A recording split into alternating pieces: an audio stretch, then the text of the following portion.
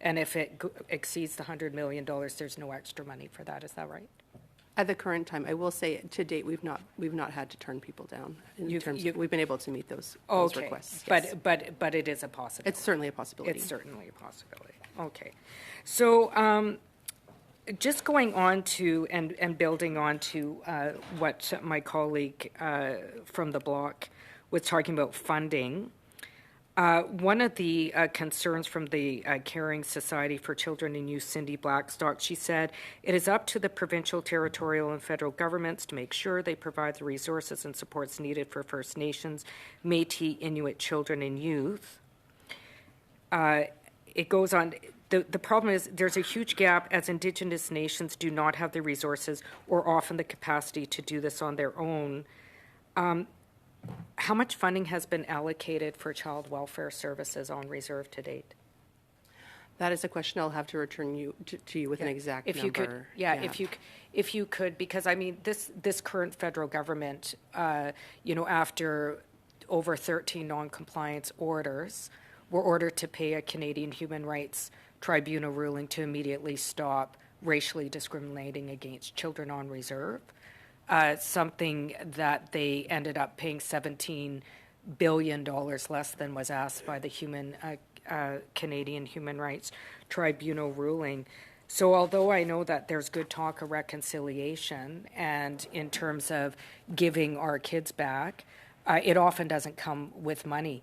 Is there a plan with the federal government to ensure that any child welfare system, any community assuming jurisdiction over a child welfare system will be provided equal amounts of allocated funding as for kids off reserve? Has that been affirmed? That's a very good question. Thank you for that question. The agreement in principle regarding long-term reform of the Child and Family Services Program does provide that there will not be less that will be provided under the Act than a First Nation would receive under the agreement in principle. So yes. Agreement in principle. It hasn't been agreed upon yet. Yes, that's correct. It's not been completed. Where is it in the process of being agreed upon? Because it's one thing to provide jurisdiction, like with Peguis, and I totally support that. I'm a Manitoban. 90% of kids, over 90% of kids currently in the child welfare system are First Nations or Indigenous. Totally support that. But there doesn't seem to be a measure. Am I right? Like, is it just arbitrary amounts of money, or is there a measure to ensure that kids are going to receive equal funding to kids off reserve?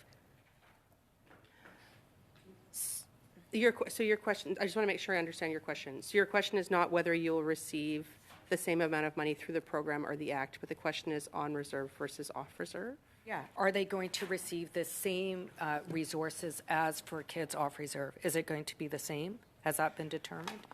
I think I would have to return with a written answer to your question, because I don't want to tell you something erroneously. But there are the Act does allow, the program authorities typically are on reserve authorities. The Act authorities do allow things for like prevention services to happen off reserve. Absolutely. So, for example, in the case of prevention services, is the same allotment per child going to be given to kids on reserve as off reserve? Oh, I see. I would have to return with a written answer to that I would question. like a written answer. Okay, thank you. Absolutely. Thank you so much. Moving on, is the allocations going to account for geographical differences? Like, for example, we know caring for kids in remote communities in terms of like main necessities, milk, right? Water is much more expensive in rural and remote communities. Is the funding allocations going to account for regional differences? That's a really important question. I think absolutely if you look at a community that's close to Vancouver, if you look at a community that's close to Montreal versus a community that's in northern Manitoba, of course the costs are different. And yes, it does account for that. Yeah, so with all due respect, I'm answering all these questions related to financing after this current government just spent years battling in court over being found to be willfully racially discriminating against First Nations kids. We now have put forward Bill C-92. We're talking good talk about reconciliation, but we still haven't figured out the financial resources. There has been a pattern of normalized discrimination against Indigenous kids in this Sorry, country. we're now half a minute over. So, Oh, my goodness. Yeah, I've Sorry. given the card. Thank So, you. yeah. Okay, if you just I have wrap a up your paddle thoughts, here, and then we'll so- pick it up the okay, next time it comes sorry back to you. about that. Okay, Oh, thank you. Thanks. Okay, next up we have Mr. Shields, who will have, on this round, 5 minutes. So just give me a second to figure out how to... Okay, you're good for 5 minutes. Thank you, Mr. Chair. Thank you for the witnesses being here today. I really appreciate on a very crucial topic. So, yes, we received the information about the number of people who have made requests. None have been approved to this point. Regarding capacity building? Yeah. No, 223 have been Proved that they're in place and working. Yes. So in that process, the funding has gone through a different flow mechanism. Will it 100% go directly to those 220? Yes. So we would use that money. It's called, and this is like, I'm sorry to bore you, it's like very bureaucratic speak, it's contribution money, so that would flow through a contribution agreement that is directly sent to the community. Yes. You made reference to a 10-year, so this is not a one-year programming. Let me explain. Thank you. So this capacity building is like the beginning of the road, right? This is the visioning part, and the 10-year agreement is once the coordination agreement has been executed. So typically, it depends on what the community wants to do. Several of those agreements are 10-year long-term agreements. So that's the difference. Yeah, many more communities are at the beginning of the road, right, than are at the exercising jurisdiction at this point. So we're a long ways away from that final. It's a huge undertaking, absolutely. It's going to take significant work to get there, absolutely. When you originally says moving quickly, and I go, geez, we're talking about the government here. That's an oxymoron, right? I mean, things don't happen quickly. This is going to be a long process. I think that that's a very fair point in terms of an overall critique of, pardon me. I think that in terms of what the Act is trying to do, and the Supreme Court was pretty clear about that, this process allows us to expedite things that can often take a lot longer because of the urgency. Like if you think about 2 years in the life of a 4-year-old, that's a very long time. So the point is to enable communities to move more quickly than they have been able to do previously, but it still is a huge undertaking. And what is also important to recognize that for First Nations community, the First Nations Child and Family Services Program funding has increased. So while this negotiation is happening, while these coordination discussion agreements are happening, the community is already able to put certain things in place because of the different funding that's available through the program. I think that's important to make that distinction because when you talk about quickly, we're talking about in youth in a sense at risk, the quicker the better. But yet there is a long process to go through to get it. When you're talking about a 10-year agreement at the end, this is a ways to get to that point. It does take time to get to conclude a coordination agreement, absolutely. It usually takes more than 12 months. Right. Yes. And we're not talking program funding on a yearly basis. That's totally off the table. This is long-term we're talking about. Yes, so for First Nation communities, they can either continue with the First Nations program that exists, or they can exercise jurisdiction under the Act. It's their option. Thank you. Mr. Chairman, I'd like to read a notice of motion. Sorry? When he's done. Okay. Okay.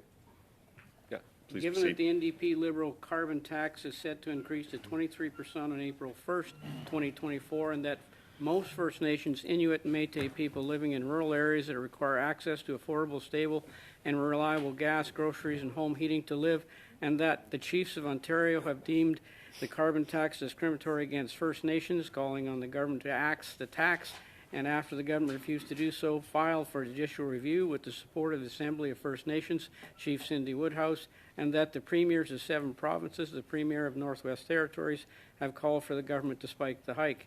The committee recognized that the carbon tax disproportionately affects First Nations, Inuit, and Métis, and recognized that Indigenous communities across Canada are endangered, are engaged in the development of natural resource projects for the benefit of current and future generations, contributing to economic reconciliation, and call on the Liberal government to immediately cancel a 23% carbon tax increase on April 1st and axe a tax for First Nations, Inuit, Métis across Canada, and report this to the House. Thank you, Mr. Chair. Okay, thank you. You do still have 37 seconds on your time, although I do have a speaking list, so if we'll go to the speaking list. So Mr. Schmale, you're first.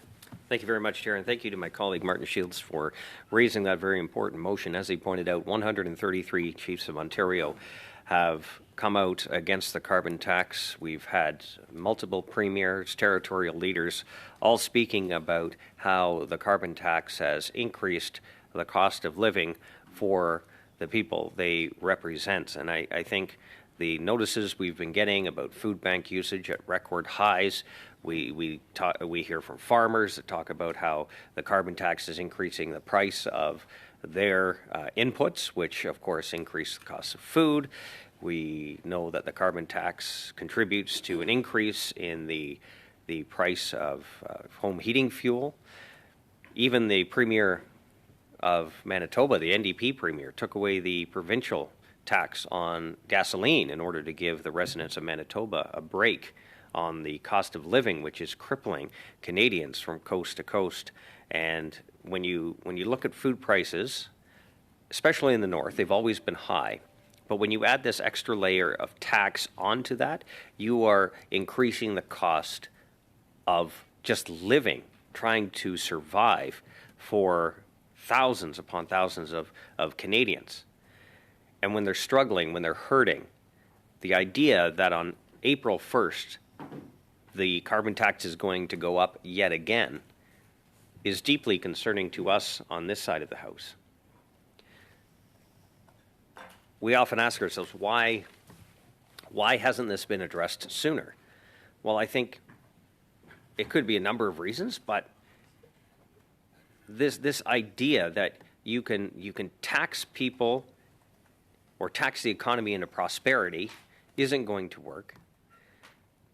And it just feels like those who are advocating for a more expensive way of life aren't actually impacted at all by what is going on in the real world. It seems like the speeds are big government and bigger government in terms of how this is being addressed. It's very clear it is a tax plan, it's not an environmental plan. So why don't we look at what's been done in the past, which is setting rules and regulations that encourage industry to do what they do best and innovate. For decades, it's been the norm that government would say, well, we need to either lower emissions, we need to make cars more fuel efficient, and companies have responded. You've seen that in different models. They use different materials. They may use aluminum instead of this material. They may get more power out of a 4-cylinder than a 6-cylinder. There are a whole bunch of different ways, and then the market responds accordingly. Right now, we have the government picking one way of doing things. Companies then, of course, they're going to jump on this because there's billions of dollars being handed out. And so these jobs are being created based on government innovation. But it's not necessarily what the market is demanding, nor what the technology tells us. And when you look at the life cycle of where this material is mined, how the materials come together, it's not all that environmentally friendly.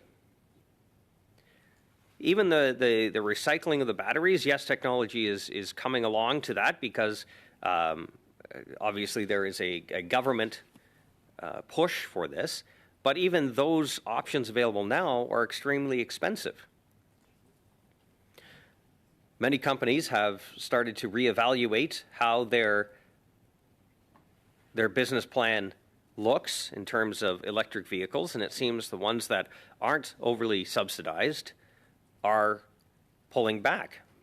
There are many looking at the hybrid model, which I think is where the market seems to be going in terms of customer demand. But at the same time, when we are in an affordability crisis, when we continue to borrow, driving up the cost of living, because of course we will very, very shortly spending more on interest on the national debt than we do on transfers to the provinces for health care, we are doing a disservice to future generations